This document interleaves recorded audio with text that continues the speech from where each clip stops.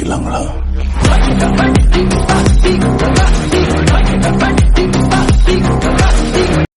Hi friends and families, welcome to free baking class by Elfin. இன்றைக்கி என்ன recipe பார்க்க போகிறோம்னா ரசமலாய். அதாவது பெரிய ப்ராசஸ் உள்ள ஒரு ரெசிப்பியை ஒரு சிம்பிளாக எப்படி செய்யலாம்னு சொல்லிட்டு இந்த வீடியோவில் சொல்லியிருக்கேன்.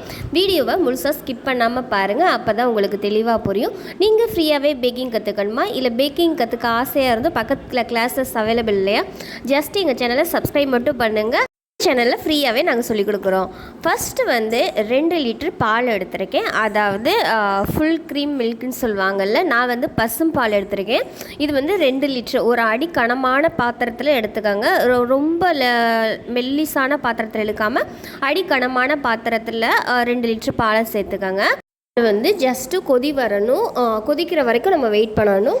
நெக்ஸ்ட்டு நான் 2 லெமனோட சாறை புழிஞ்சு எடுத்திருக்கேன். அதாவது 2 எலுமிச்சம்பழம் மீடியம் சைஸ். இது ஒரு 25 ml இருக்கிற மாதிரி நான் எடுத்துட்டேன். இந்த 25 ml லெமன் ஜூஸோட நம்ம நார்மலாக வீட்டில் டம்ளர் டீ குடிக்க யூஸ் பண்ணுவோம்ல, அதுலேருந்து ஒரு அரை டம்ளர் அளவு தண்ணி சேர்த்துக்கணும். தண்ணி சேர்த்துட்டு அதை மிக்ஸ் பண்ணிவிட்டு அதை கொஞ்சம் கொஞ்சமாக நம்ம பாலில் ஆட் பண்ணணும். ஏன் பாலில் டைரெக்டாக லெமனை சேர்க்கக்கூடாது அப்படின்னா, டைரெக்டாக சேர்த்தோன்னா டக்குன்னு திரிஞ்சிரும். அது கொஞ்சம் ஹார்டாக இருக்க மாதிரி இருக்கும், சாஃப்ட்னஸ்ஸாக க்ரீமியாக இருக்காது. அதனால தான் நம்ம கொஞ்சம் கொஞ்சமாக சேர்த்து இது பண்ணுறோம். அதில் ஃபஸ்ட்டே நம்ம பாலில் லெமன் ஜூஸை சேர்த்துட்டு அதுக்கப்புறமா நம்ம கிளறிட்டுருக்கலாம் அப்படின்னு சொல்லி நீங்கள் கேட்பீங்க. பால் கெட்டு போச்சா நல்லா இருக்கான்னு சொல்லிட்டு நம்மளுக்கு தெரியாது. அது கொதிக்க விட்டு பார்த்ததுக்கப்புறமா தான் பால் நல்லா இருக்கான்னு தெரியும். அப்படி நல்லா இருக்கான்னு தெரிஞ்சதுக்கப்புறமா தான் நம்ம லெமன் ஜூஸ் ஆட் பண்ணணும். பால் ஓரளவுக்கு பொங்கி வருது. இந்த டைமில் நல்லா கொதிச்சிருச்சான்னு செக் பண்ணிவிட்டு பால் நல்லா இருக்கான்னு செக் பண்ணிக்கோங்க. நெக்ஸ்ட்டு பார்த்திங்கன்னா அடுப்பை சிம்மில் வச்சுட்டு நம்ம ரெடி பண்ணி வச்சு லெமன் ஜூஸ் இருக்குல்ல, அதை கொஞ்சம் கொஞ்சமாக சேர்த்து நல்லா கிளறி விடணும். கொஞ்சம் சேர்த்துட்டு ஒரு 3 நிமிஷம் கழிச்சிட்டு அதுக்கப்புறம் மறுபடியும் கொஞ்சம் கொஞ்சமாக சேர்த்து அதை மாதிரி கிளறி எடுத்துக்கலாம்.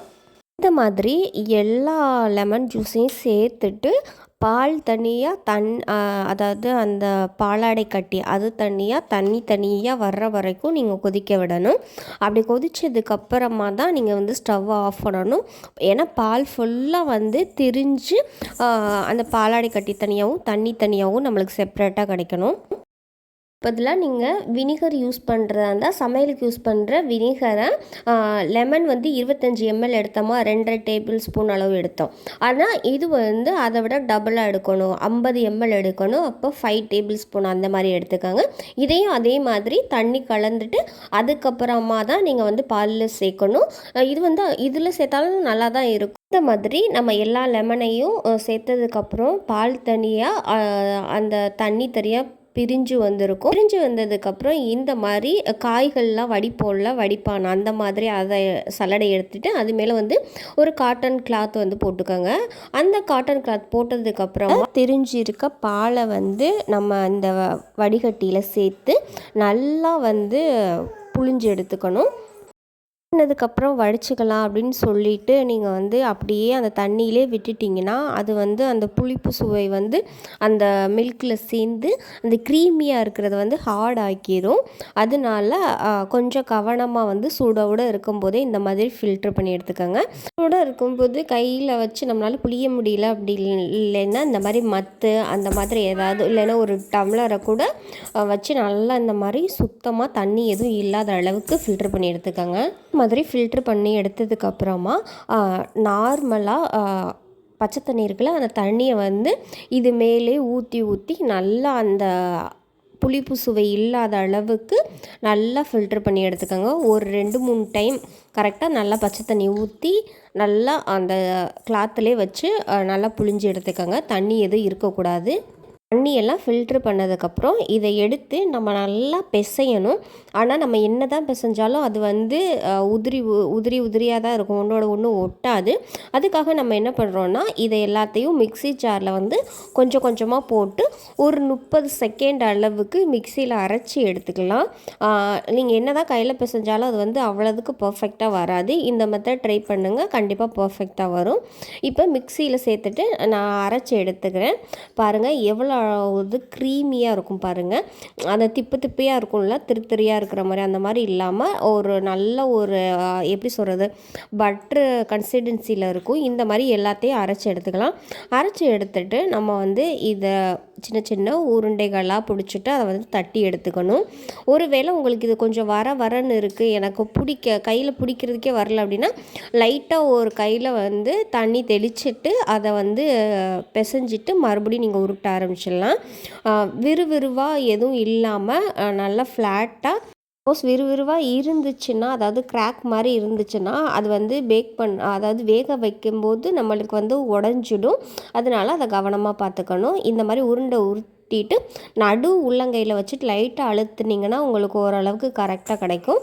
நீங்கள் உங்களுக்கு எந்த ஷேப் பிடிச்சிருக்கோ அதை வந்து நீங்கள் அந்த மாதிரி செஞ்சு எடுத்துக்கோங்க. நான் வந்து இந்த மாதிரி எடுத்துருக்கேன். ஒரு பாத்திரத்தில் கரெக்டாக நான் 600 ml அளவு தண்ணி சேர்த்துருக்கேன். இந்த தண்ணி கூடவே 400 கிராம் அளவு சர்க்கரை சேர்த்துருக்கேன். அதாவது 2 கப் 250 ml கப்பில் 2 கப் அளவு 400 கிராம் அளவு எடுத்திருக்கேன். இந்த சுகரை வந்து நல்லா கொதிக்கணும். நல்லா கொதிக்கணுன்னா அந்த சர்க்கரை வந்து அந்த தண்ணி கூட கரையணும். அந்த அளவுக்கு கொதித்ததுக்கப்புறம் நம்ம ரெடி பண்ணி வச்சுருக்க ரசமலாயை வந்து ஒன்று ஒன்றா இதில் வந்து கவனமாக சேருங்க.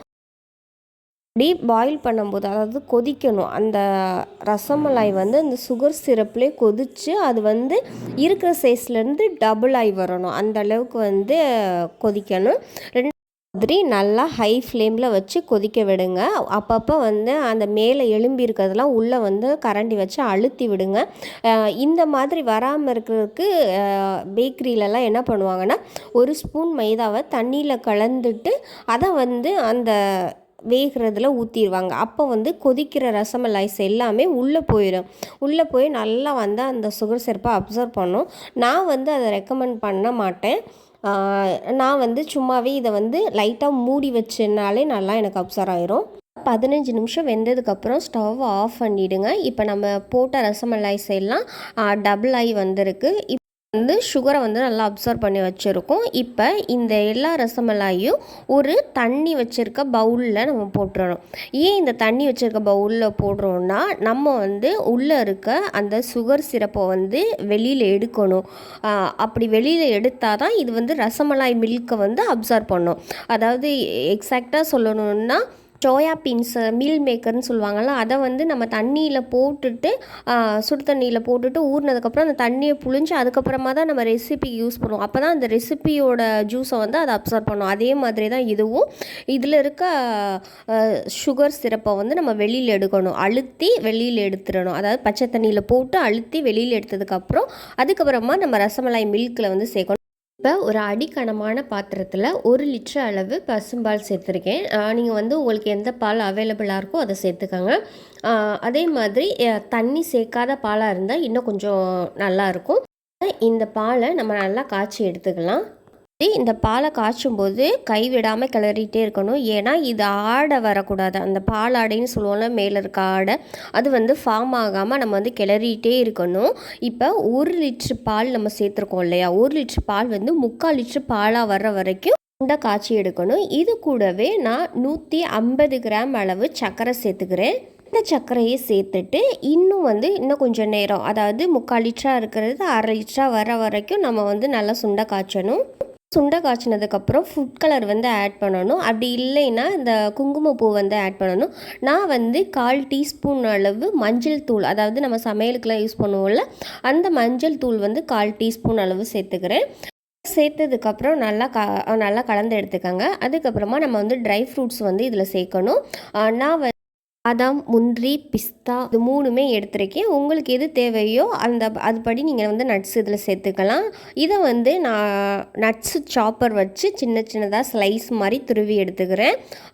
நீங்கள் வந்து பெருசாக கட் பண்ணி போட்டிங்கன்னா அது சாப்பிடும்போது அவ்வளோக்கா நல்லா இருக்காது. இந்த மாதிரி லைட்டாக துருவிட்டு சேர்க்கும்போது நல்லாயிருக்கும். இப்போ நம்ம துருவின நட்ஸை வந்து இந்த பாலில் வந்து ஆட் பண்ணிடலாம். இந்த பாலில் ஆட் பண்ணிவிட்டு ஒரு 10 செகண்ட் வந்து நல்லா கொதிக்கட்டும். அதுக்கப்புறமா 15 ஏலக்காவை கொஞ்சோண்டு சர்க்கரை சேர்த்து நல்லா இடித்து இந்த பாலில் சேர்த்துக்கோங்க. இதுதான் இதுக்கான ஃப்ளேவரை கொடுக்கும்.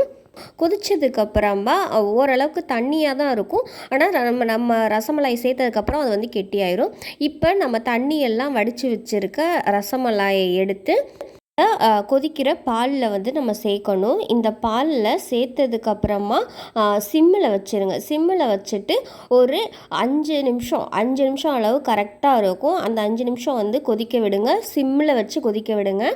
கொதிச்சதுக்கப்புறம் நம்ம இறக்கி நல்லா ஆற வச்சுட்டு ஃப்ரிட்ஜில் வச்சு ஒரு 1/2 மணி நேரம் வச்சுட்டு அதுக்கப்புறமா நீங்கள் சாப்பிட்டிங்கன்னா இதோட ஃப்ளேவரே அல்டிமேட்டாக இருக்கும்.